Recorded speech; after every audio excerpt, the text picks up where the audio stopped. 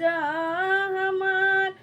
दाना धानी झिला मिल चदरिया, फलवा बेसहानी जाय सुपवा बेसहानी जाय सुपवा बेसहानी जाय।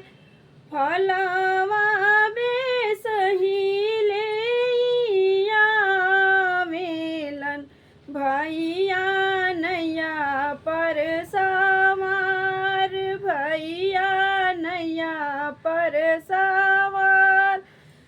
केलवा बेसहिले आवेलन भैया नैया पर सवार, भैया नैया पर सवार।